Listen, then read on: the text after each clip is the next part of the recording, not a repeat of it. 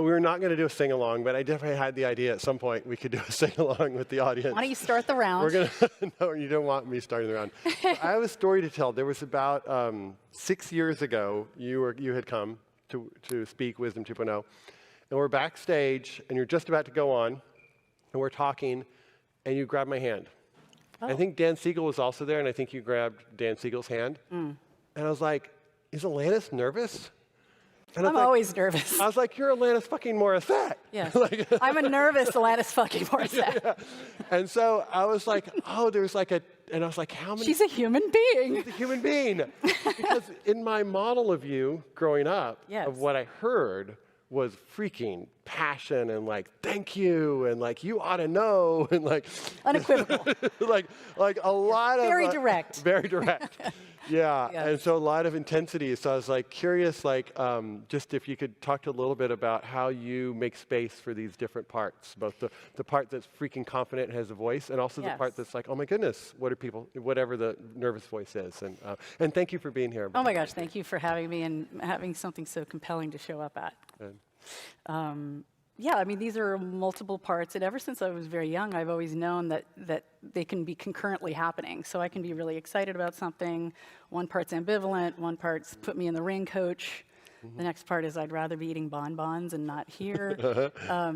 So yeah, just holding space for that. And then that allows for me to hold space for that in other, too. So if there's space for these parts to be sort of multitudinously happening at the same time, then there's more space for the humanity around me, too. Yeah. And how do you see about accessing, when you look back at your kind of younger years, and there was this incredible passion and energy, and I think I looked at you because I wanted to access that. And, you know, there was like I think a lot of people are like, yeah. like there's an oomph right there. And so how do you relate to that now? Do you feel like there was a lot of hurt that you were experiencing that you're trying your best to process? I mean, some of that is true, and art in some ways is cathartic, but it's not always healing. So some of the corrective happens in relationship versus just emoting on stage. There's certain songs, like You Want to Know, that I've sung over and over again, but there's actually a full-blown lack of resolution if I'm singularly relying on the catharsis of artistic expression. Beautiful. It can move the energy, but it doesn't necessarily correct or rewire my brain. Got it. So could you talk about your own process of going from somebody who knew one aspect, you knew how to release and express? Yes. And then what was the shift to realizing, like, oh, there's other dimensions of my being beyond being an amazing singer-songwriter that I need to kind of get in touch with in order for real healing to happen? I'm curious if we could share a little bit. I know your healing journey's been a long journey. A little bit about what that shift has been. Yeah, specifically around the art. I quickly saw that there was a lot going on in terms of mirror neurons, people watching me perform on stage, my sort of inadvertently giving permission for them to feel what I was feeling, the anger, the terror. Well, the three ones that we weren't allowed inside of patriarchy as women to feel were sadness, fear, and anger. So those three in particular, when I'm embodying those on stage, I can see that there is a deep sort of energetic connection with those who might be beholding. But what I had to take into account, and I've only been able to do that gracefully later in life, is that there was a temperamental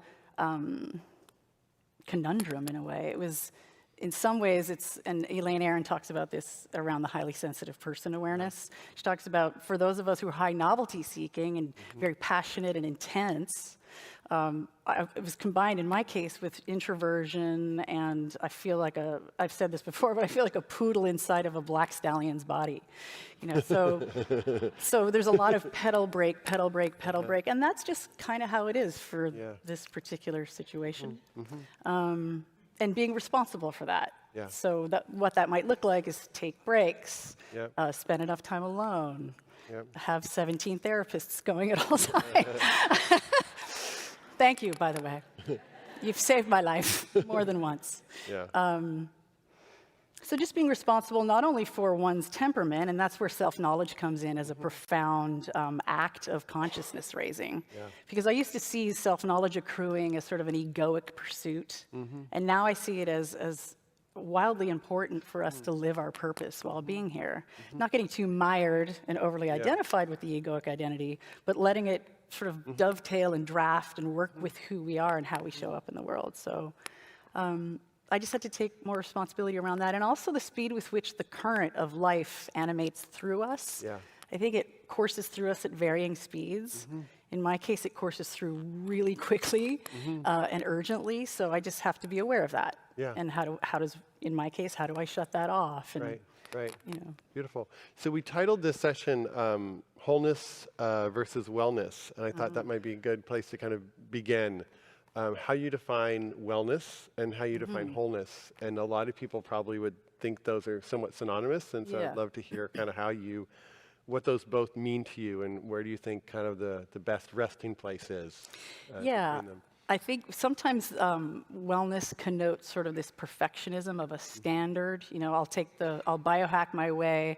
I'll do the right psychotherapeutic models. You know, and there's a pursuit for a lack of wholeness. And so wholeness for me, I think of the metaphor of the freeway, these on-ramps and off-ramps everywhere, and depending upon my mood or my hormones or my sleep or lack of sleep, or you know, sometimes the way in or the portal in is through soma, through my body, bottom up. Sometimes it's through organizing, having some disorganized attachment in my past. Sometimes it's just straight organizing, cognitive charts, pulleys, levers, just really hyperstructure helps me. So also being attuned to the moment, like sometimes structure and a deadline is powerful. Sometimes having a structure and getting lost in the flow and the beautiful chaos is pure rapture. Depends on the context and what's up. But do you feel like we are inherently all whole, and it's more about, I had a teacher of mine who said, your goal, the goal is not to be perfect, it's to find that within us that is perfection. The goal is not to be perfect. The goal is to find that within us that is perfect. I don't know if goal is the right word. So beautiful. And so is that more the spirit that if we can contact wholeness, we don't need to perfect ourselves in all these perfect bodies and perfect cold plunges and perfect biohacks. Like we can actually be who we are internally, more based on what's inherent in us. Versus what we do or get or acquire or fix or whatever that. And an unfolding, and for me, it's a returning to wholeness. Got it. And that implies what I do believe, which is that we are innately whole out of the gate, and then we pretzel and cut things off and hide things and deny things and lose entire parts of ourselves in order to fit in with our current culture. And then we spend the second half of our life dismantling that which we've done for survival reasons, totally understandable, but may not be working for us relationally or otherwise. But the unique thing about the wholeness orientation for me is that 8.1 billion people in the world, there will be 8.1 different versions of addressing or attuning to what they need to look at or want to look at. Some love the somatic route, some hate it. You know, some love answering the questionnaire on the Enneagram, some hate it. You know, to each their own.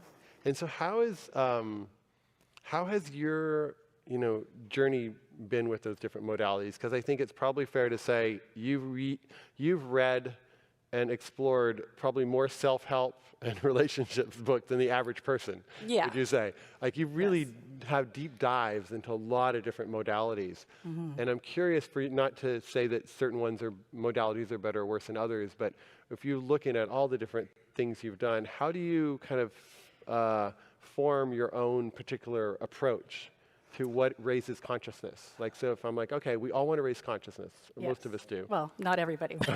We're all here want to raise our consciousness. In this room, maybe. And that's really essential, and to understand our wounds and to understand, are we coming from an open heart? Are we coming from a more wounded place?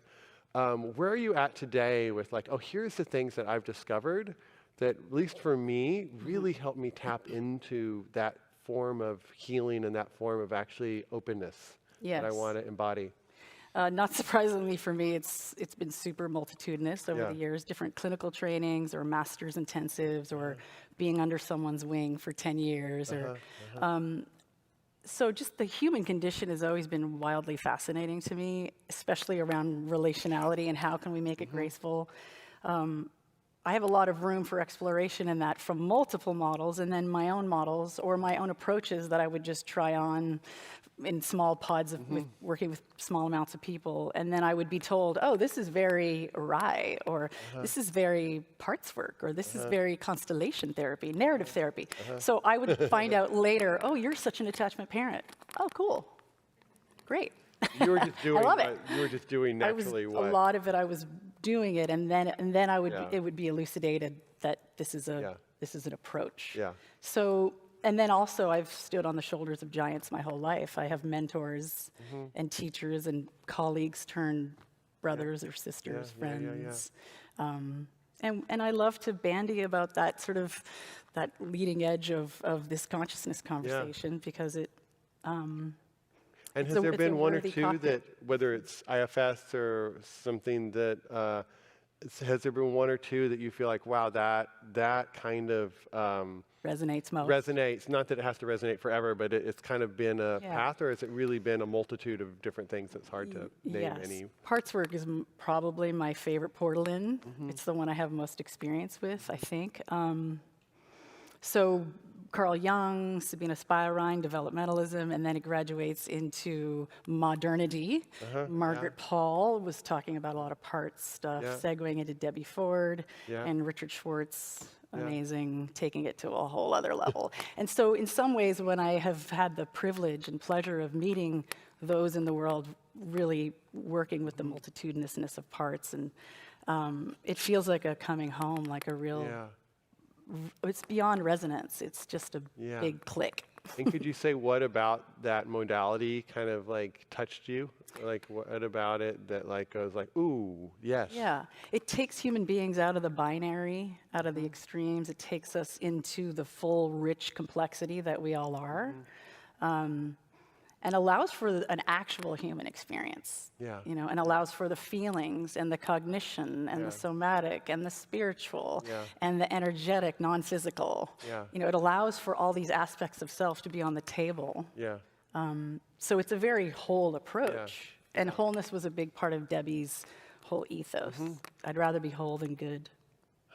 Even though I think we're innately good.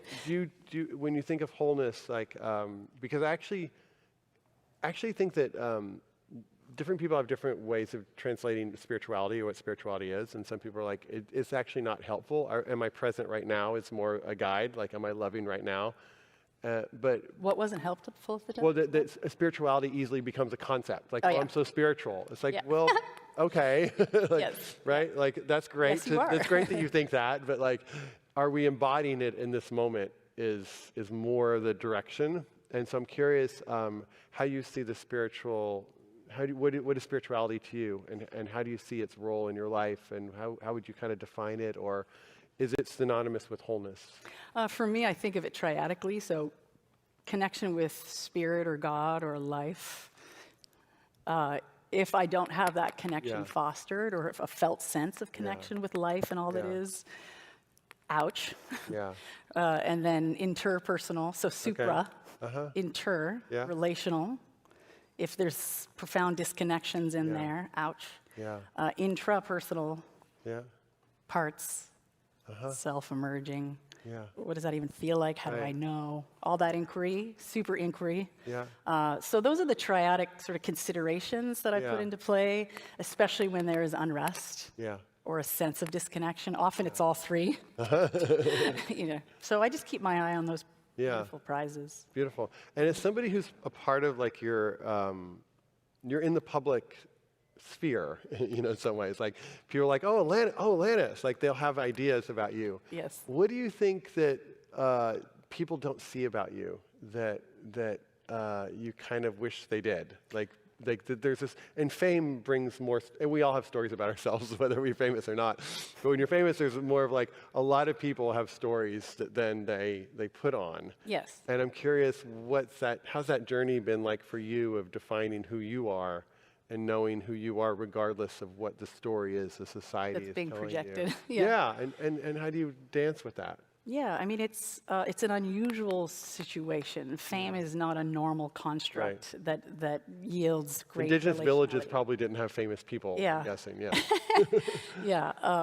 So my naive, well-intentioned thought was that fame would afford the attachment hunger being met. You know, if you think about what fame yields in a lot of ways, it's eyeballs, contact, people want to be near you. It has a little bit of a mimicking of attachment correction, except for it doesn't work. And it also exacerbates. So for me, fame is an exaggeration. So if there is unresolved trauma around certain areas, it will be inflamed. Wow. Okay. So if there is fear or imposter syndrome or anything, it just expands and is exaggerated. So, and then the projection part was very painful for me because I thought there would be a kumbaya moment. All of us celebrities would be holding each other and petting each other, not sexually, by the fireplace. Oh, no, you're enough. Oh, I love you too. It wound up being, especially in the 90s, God bless us all. Yeah. It was completely the opposite. Wow. So there was a lot of sort of forced ennui, which I couldn't wrap my head around. Vulnerability has never been a bad word for me, and enthusiasm has been a big part of my identity. So the main messaging in the 90s was pretend you don't care, which kind of ran counter to how I operate. So it was a unique decade to have fame catapult to that degree. But the projection is real. Yeah. I think anyone in the public eye is sort of an activist by mistake, because we're inviting people to define themselves in accordance to my viewpoint, to my song, to my hair. You know, people are defining themselves. So in some ways, it's an unwitting generosity that keeps showing up in the public eye. And then in terms of real intimacy, that became a unique challenge too. Like a lot of people don't even know they would have an agenda coming of, say, opportunism or exploitation. They themselves wouldn't even know it. Right. So it does pull out a wild amount of hypervigilance and discernment. Yeah. But I also know what intimacy really feels like, sharing self with a non-judgmental other. Yeah. I know what that feels like, so I keep that as my Star of Bethlehem. And what is that? Because I do think that attachment piece is super important, where we're looking for a sense of whether it's wholeness or completion or just being seen. And but we want to be seen not for what we look like or our status or our wealth or whatever. And I think that sometimes I know a lot of people who have different levels of notoriety, and they feel invisible in some key way. Yeah, and they worry that if they lose their notoriety, then actually they lose everything. Who they are. Yeah. Right? But that's the message. Yeah. The message and says, you better constantly keep going, otherwise you're a nobody. Right, and then Hollywood basically says you're as good as your last project. Yeah. And now each project, there's a new project every day, so there's a quickening. Yeah, and now social media gives you numbers about how cool you are. About your innate worth. Yeah. Yeah. And so what was for you that healing process of coming back with that own connection to an attached sense of my own self and feeling whole in myself? Yes. Regardless of whether the world thinks I'm this or that or amazing or not amazing. It feels like there was something that fame was not, that attachment, fame did not quite. It didn't quell. And so what was your journey to better meeting that in you so that you knew who you were, regardless of what the world did? Yeah, or their perception or misperception. Yeah. I think it was just stay the course, keep going. Yeah. And keep coming down to the lowest common denominator. Why am I doing this? Yeah. Why am I even showing up here or fill in the blank? Why am I even here? What's the intention? And for me, it's about sort of collectively raising consciousness, collectively talking about the felt sense of what connection feels like, what rupture feels like, and then the beautiful messaging that we can correct it in adulthood. It's not too late. Yeah. I mean, I think that's one of the things that I get inspired by is the fact that, like, I've seen this happen where it's 20 years of some pattern or pain, and it doesn't, I wouldn't say it all gets healed in one moment, but a shift happens. Yes. It's like, oh, that's not who I am, or I don't have to carry that. Nice. And it's like, all of a sudden, there's this sense of freedom of something that seemingly controlled one's life for so long. Or held it down. And I think as we look at all of our lives and our healing journeys, we're all looking for that sense of wholeness. That sense of not coming from lack in the world and not needing the world to project to us anything. Well, that's an abundance mindset, too. There's so many indoctrinating messages that are given to us from a very young age. We wonder why there's war in the world, and yet we're teaching pre-K kids to get, are you better or worse? Did you get there fastest? Are you the loser or the winner? So binary. Yeah. And these kids think there are two things they could be versus 2 billion things they could be. And do you try to answer the question like, what really is my karmic assignment here on this planet? Do you not care about that word? No, my karmic assignment is to keep babbling. Obviously. Well, I think the karmic assignment from knowing you a little is about raising consciousness. Would you say that? Or what would you say, like, all right, we really want to understand Alanis, wholeness, and how would you, because I sometimes ask that to myself. It's a good question. Like, what is it that really is my karmic assignment? And I think on the form level, it changes. Like sometimes it's to do conferences, sometimes it's to start nonprofits. I used to work with juvenile hall kids, and that was really, really, really nourishing for many years. And so I feel like on the form level, that's a continual piece. And then on the inner level, for me, it's like, can I be the truth that I know I am? Yeah. And I can create conditions for people to also see the truth that they are. Beautiful. That's the best outcome. I like it. Okay. I think for my having been raised in environments of narcissism, the irony of me, who is often perceived as having a really concrete sense of self, I've had a really amorphous, floaty sense of self most of my life. So in terms of my continuing to show up, it just felt like an imperative. And that may link into the what's my karmic. Yeah. Because just continuing to show up. And you know, it wasn't always easy to keep showing up. But that was that felt like an imperative. Yeah. And to be in the tougher conversations. Yeah. And is that are those conversations, do you feel like you can have more of those conversations these days in terms of like talking about spirituality, talking about healing, talking about parts? Like, do you feel like there's an openness to those more than, Yeah, more so than when I was talking about this 25 years ago. Yeah. Yeah. It was not met. Yeah. And, and when you look at the world, which I know we all do, we kind of like, particularly those of us with kids, we look at the world like, wow, this world is asking of us something clearly. Like there's a lot of modalities that we're in now that's hard to see are sustainable in the next years, right? Like there's a lot of patterns. And so do you have a sense of hope when you look at the world? Do you have a sense of like, we got this? Do you have a sense of sadness? Like how do you? I have a sense of profound empathy. And I also, my eye is very much on the prize of lenses and perspective. So if we look at general social media culture right now, and we look at the news, I'm going to find out about one woman out of 8.1 billion people who did something egregious. And then I'm going to flip to the next one person to 10 people, another egregious. I can have a tendency, understandably, to form the worldview that we're going to hell in a handbasket. But what about the 8.1 billion people who are showing up every day, loving their family, being human, wanting to raise consciousness? They're everywhere. And that those 8 billion people loving is actually helping. There's so much love. Yeah. And I see it everywhere. And I'm happy to share with those who may doubt that it's everywhere. And consciousness is growing. You know, we talked about this backstage, but the whole idea of technology at one point was here, consciousness was here, we were okay. And now technology going, woo, and then consciousness going, ah.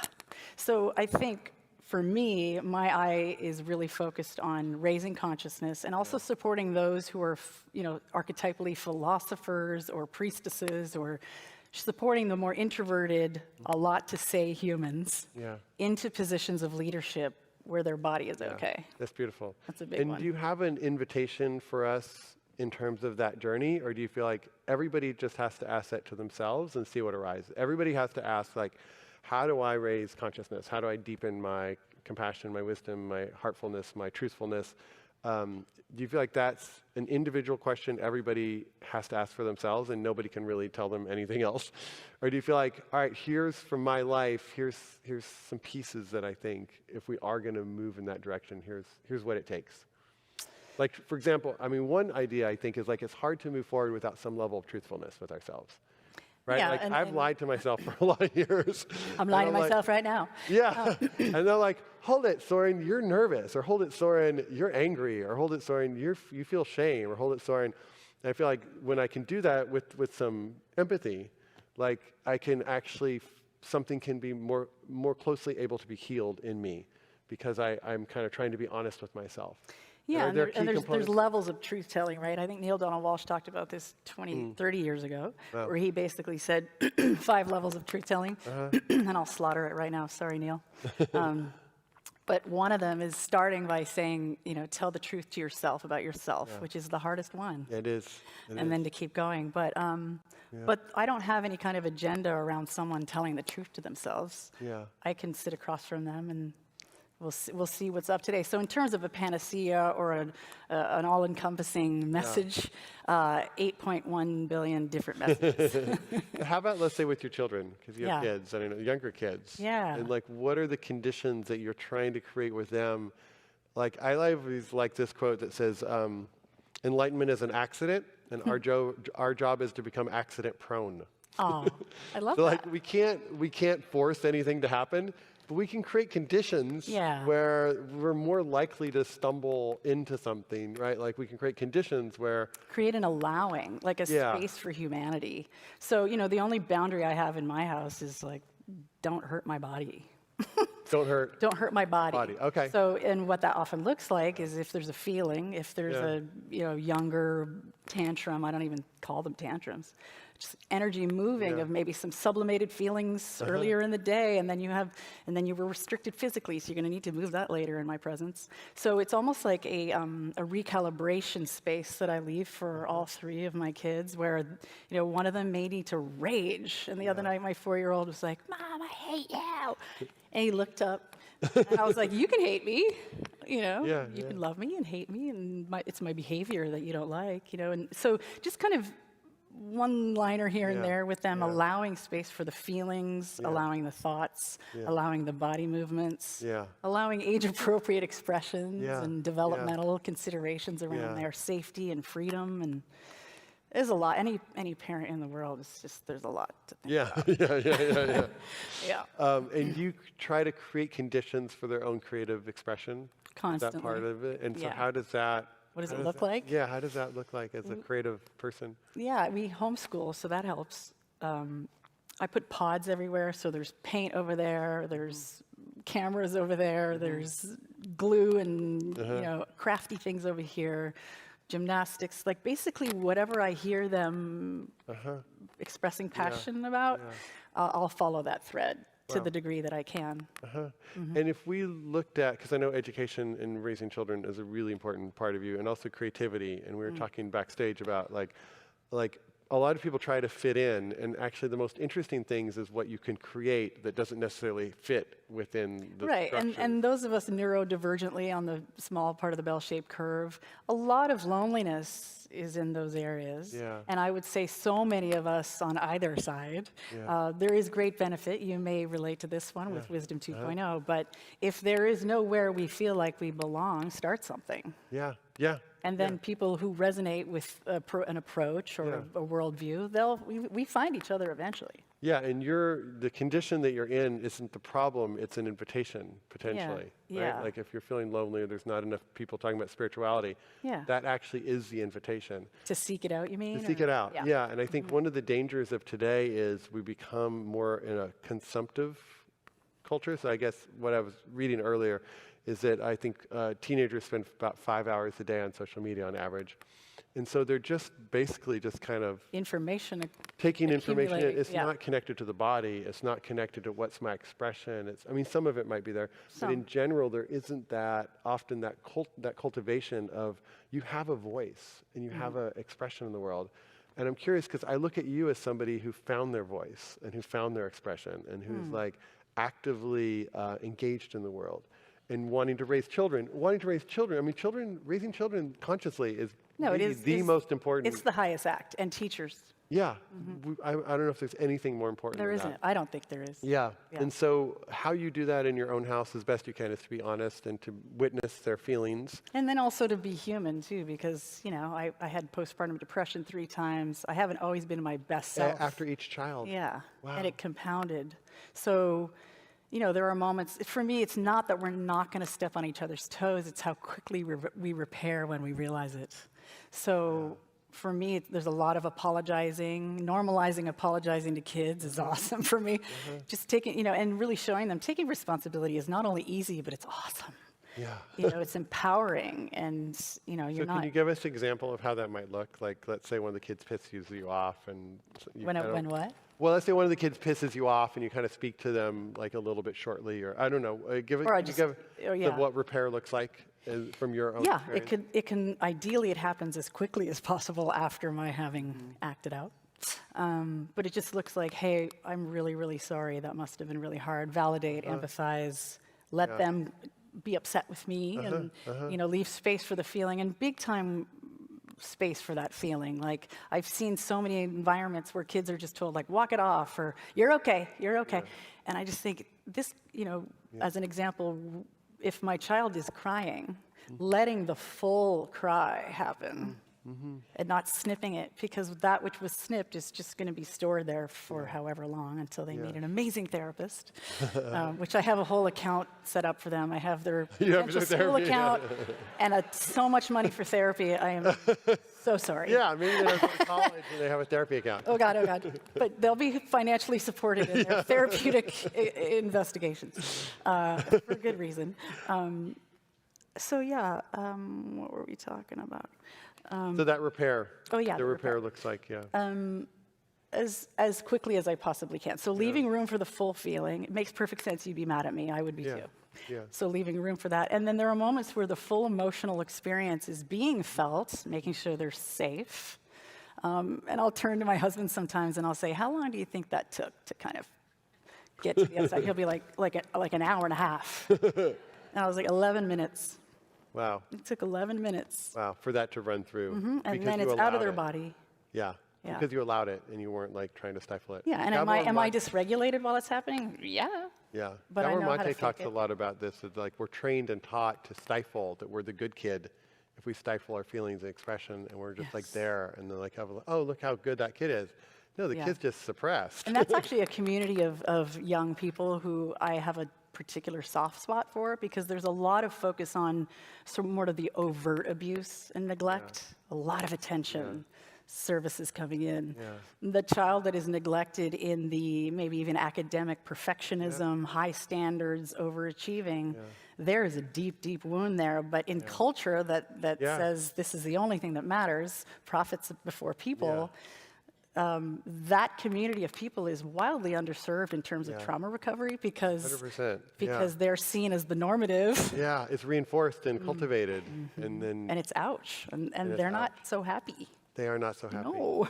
And it's hard because the world tells them that they're happy. Right. And they don't feel happy. They're like, the world says, you've made it. Yeah. Like, I don't feel at all like I've made it. I feel like I have, and I think part of it is, in order to make it often, you have to exile certain parts of yourself, your vulnerability, your fear. Yep. And You have to tolerate kind of egregious behavior, because that's just how it works. Yeah. And then some of the process then is coming back and getting in touch with that. And I'm wondering, I know the male-female dance is really or masculine-feminine dance is really interesting to you. And I'm curious how you see that dance in yourself, how you see that dance in your relationship, how you see that dance in your life. Yeah. And the power of both of those needed, and kind of where you are with patriarchy and feminism and all these really important conversations. Yes. I think of it in terms of, what is called toxic masculinity. I think of it as disempowered masculine. Okay. Empowered masculine is the divine masculine quality in our bodies, all bodies. And then I think of the empowered feminine being, and then the disempowered feminine. Okay. And not surprisingly, the disempowered versions often couple up. But the invitation is to really dwell in and bask in the divine provision of these masculine and feminine qualities. And I see everything on a continuum. Everything is on a spectrum. Everything is a range. Right. So yeah, and in certain contexts, I might be asked to pull out my more sort of empowered masculine qualities. And in other contexts, it's actually not appropriate for me to lean on those hyper masculine qualities and to bring the feminine in. But the best part about the feminine imperative is that we serve all. Yeah. So my sense is if we're going to err on the side of matriarchy, patriarchy, err on matriarchy. Yeah, for because sure. matriarchy takes care of everybody. It's true. And so what do you think is behind the current patriarchy system? Is there a longing or a need or an exile or something that's happening that we can start to become more aware of that's not getting met? One of the two big things off the top of my head, one is the fear of grieving, but that's a whole other conversation. That we don't allow ourselves to grieve. There's so much fear of grief. Grief, okay. Because it can flood us. Yeah. That's why I think titrating and pendulating and go slow to move fast, everybody. Slow it down.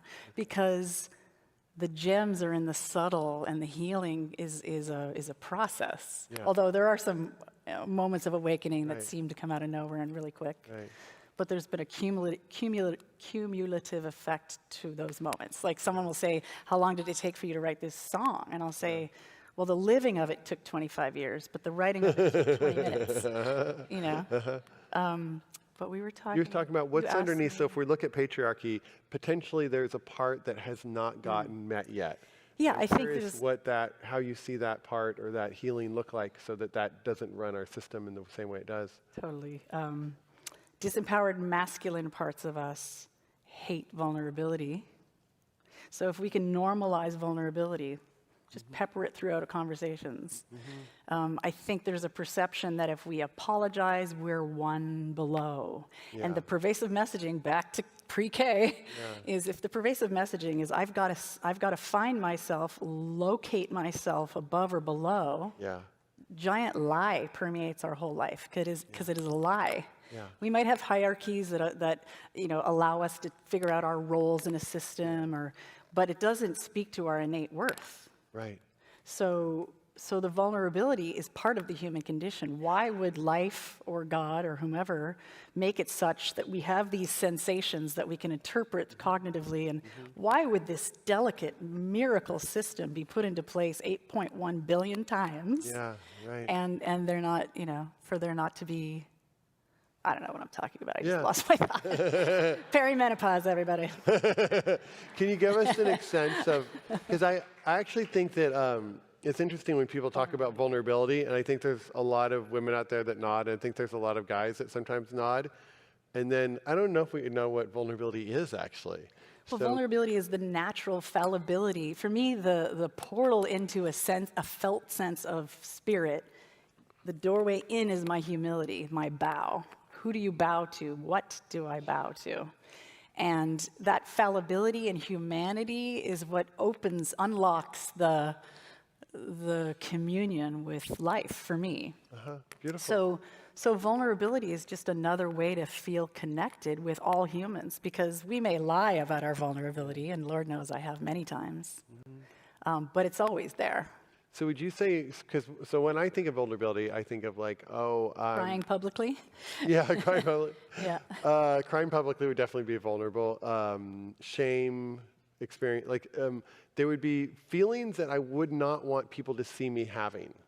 And some of those could be what? love or joy, right? Say again? Love or joy could be a vulnerable experience. No, I know. for me, Curb Your right? Enthusiasm is a Yeah, big right? one. Wow, I have this joy, but I don't feel careful. I want to be careful to let people see that. Joy is vulnerable. Yeah. Giddiness is vulnerable. Giddiness is vulnerable. Yeah. And it's also potentially part of a part, right, that could be playing. Like when I get nervous, I just go make a joke. Right. Right, because that's just my pattern of It worked when you were younger. And Yeah. It worked really well, probably. Exactly. Yeah. So is that like vulnerability, or is that like a protectionism? And so I'm curious, like when we're really tapped in, what is that experience of vulnerability? Because it seems like it's not just saying I'm afraid, because that could actually just be our normal. We get a lot of love and attention when we say we're afraid. Right. So No, we're it just like, could be I'm a strategy. afraid, right? A strategy, yeah. And so how do we kind of help ourselves kind of tap into something that's actually really vulnerable versus saying certain things that might be more of a strategy? Does that make sense? It does. I would say that if the vulnerability could somehow be neutralized, because really what vulnerability is to me is the empowered feminine. Okay. It is it's expressing the delicateness of being here, how hard it is to be in a body. Yeah. You know, these are what these understandings, these vulnerabilities is a big piece of what bonds us. Yeah. Yeah. So in some ways, you know, whether it's shame or it's, you know, we do live in a culture that might benefit from cultivating more comfort with feelings. But these are what unites us as human beings. Yeah. You know? I think that's in some ways kind of what oddly in COVID is we realized how vulnerable we all are. Yeah, right? we all were terrified of dying and Yeah. doing it at the same time. Yeah, and that nobody was like really protected. Some people who had more resources, of course, had more options, but in general, it was something that we all felt afraid. You know, we're like Terrified. all yeah. Yes. And I do feel like there's a human experience as if we all could kind of connect to that. Think of how we might set up our monetary policy in the U.S. Think of about how a we lot might of things. design education or healthcare. If we all understood, like, oh yeah, we all get sick and we all have a need for Yep. healthcare, we all have a need for education.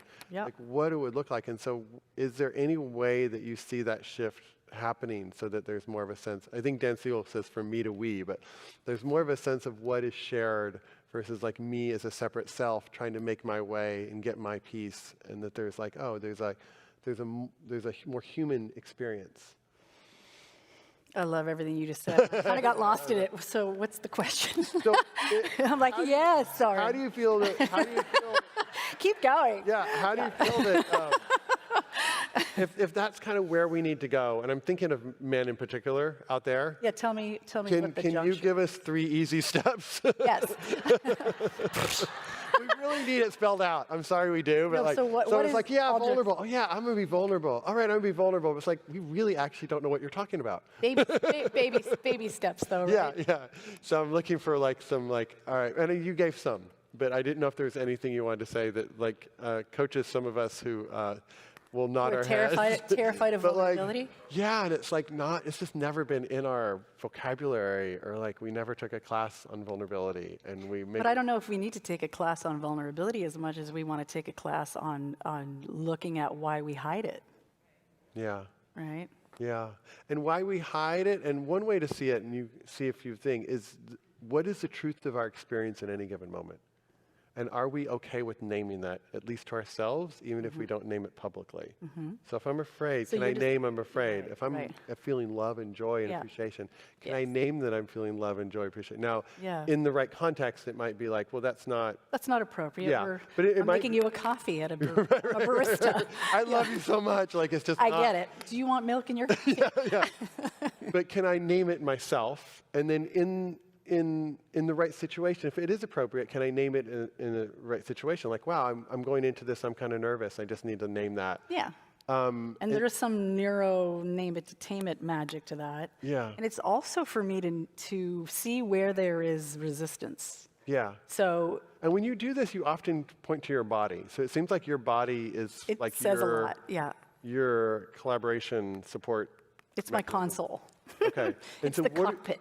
And then what are you reading in your body? Are you reading sensations? Are you reading energy? Is it hard to decipher? Is it hard to say what that? All of those things. All So of energy, sensation,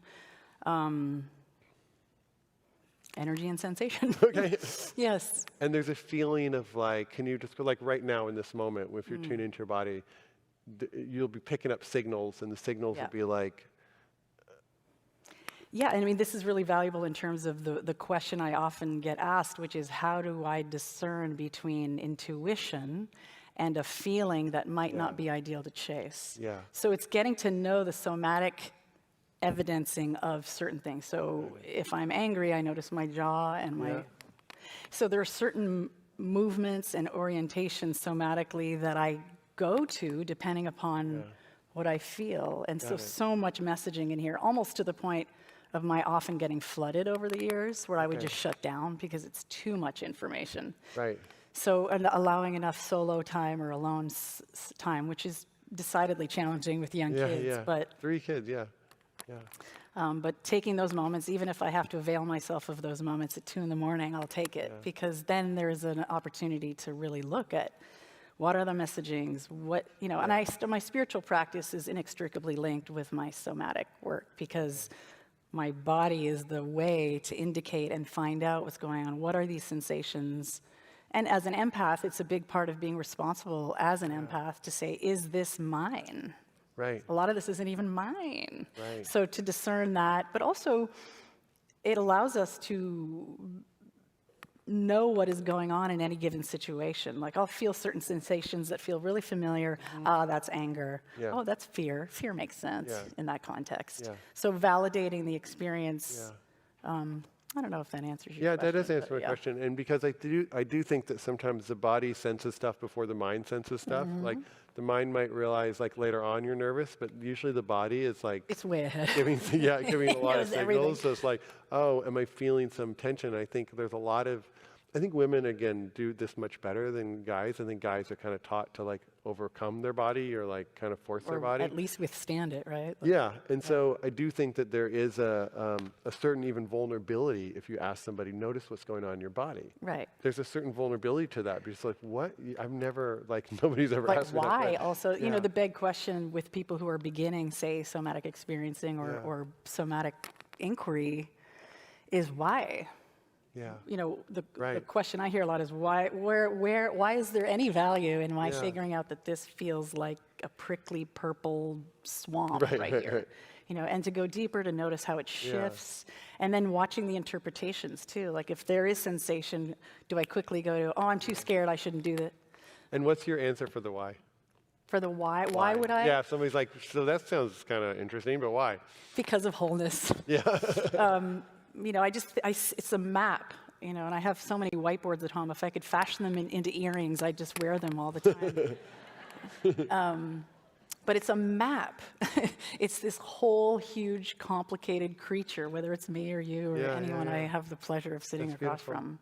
from. And the only area where I kind of hit a brick wall sometimes is with personality disorders. So I very much have been inquiring into not only what they are and just studying it very deeply, but getting to the sense of if sociopathy, psychopathic, egregious narcissism, you know, not only the idea of what that doesn't allow for, empathy, curiosity, mutuality, relationality, but also oftentimes those personalities or personality disorders, and I say that in quotes, they find themselves into positions of leadership. You don't say.